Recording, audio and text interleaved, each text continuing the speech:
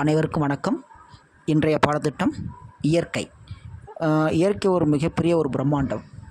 நம்ம அதில் ஒன்றிணைந்து தான் வாழ்ந்து கொண்டிருக்கிறோம். இயல்பாக இயற்கை இல்லாமல் நம்மளால் வாழ முடியாது. எப்படிலாம் இயற்கை வரும் போகும் அப்படிங்கிறது யாருக்கும் தெரியாது. ஆனால் வரும்போது வரும், போகும்போது போகும். இது அழகாக இறையன்பு அவர்கள் ரொம்ப அருமையாக சொல்லியிருக்கார் அவருடைய பாடத்திட்டத்தில். மனிதனின் முயற்சி இல்லாமலும் அவன் முயற்சியை மீறினாலும் தானாக செழித்து நின்று பார்க்கும் பொழுது கண்ணையும் கருத்தையும் ஈர்க்கின்ற அனைத்துமே இயற்கைதான். அதில் எப்போதும் ஆனந்தப்படுவதற்காகவே இருக்கின்ற நிகழ்வுகள் மட்டுமல்ல, அதிர்ச்சிக்குள்ளாக்கும் நிகழ்வுகளும் அடங்கும். பட்டாம்பூச்சியாய் பரவசப்படுத்தும் இயற்கையே கம்பளி பூச்சியாய் அருவருப்பை ஏற்படுத்துகின்றது.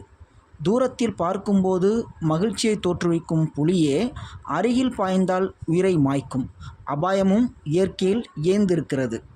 காட்டுக்குள் போகின்ற யானை கூட்டம் ஊருக்குள் நுழைகையில் ஏற்படும் அதிர்வுகள் பயம் கலந்தவை. வானத்தில் அவை வண்ண ஓவியங்கள், வயலில் அவை சோக சித்திரங்கள். இனிப்பும் கசப்பும் கலந்திருப்பதே இயற்கை. இவ்வாறு நம்முடைய இறையன்பு அவர்கள் ரொம்ப அழகாக அவருடைய புக்கில் சொல்லியிருக்காரு. அப்போ இயற்கை என்பது இன்பம் தரும், துன்பத்தையும் தரும். அவர் சொன்னது போல் புலியை தூரத்துலேருந்து பார்த்தா ரொம்ப அழகாக இருக்கும், கிட்ட வந்துச்சுன்னா பயம். அதே போல் தான் யானை கூட்டமும். யானை தூரத்துலேருந்து பார்க்குறதுக்கு அழகாக இருக்கும், கிட்ட வந்துச்சுன்னா மிகப்பெரிய அழிவை உண்டாக்கும். அதுதான் அவர் சொல்கிறாரு. அது புரட்டி போடுகின்றது.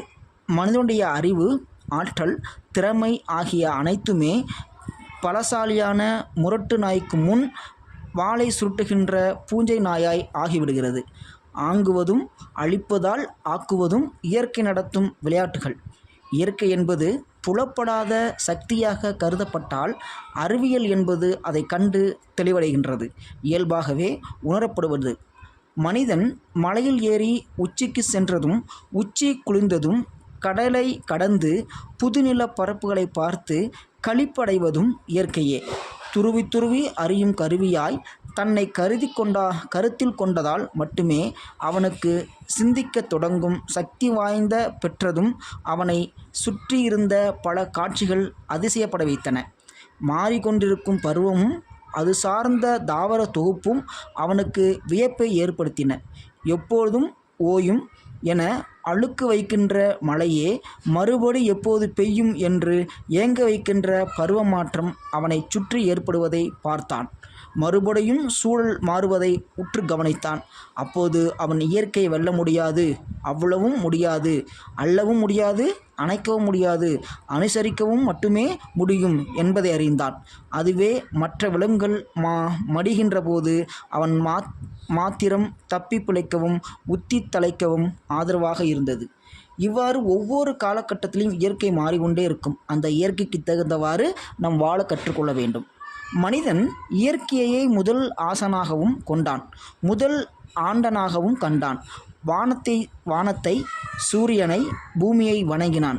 இருள் அவனுக்கு இன்னதலாக இருந்ததற்கு காரணம் அவன் வாழ்ந்த கொடிய சூழல்.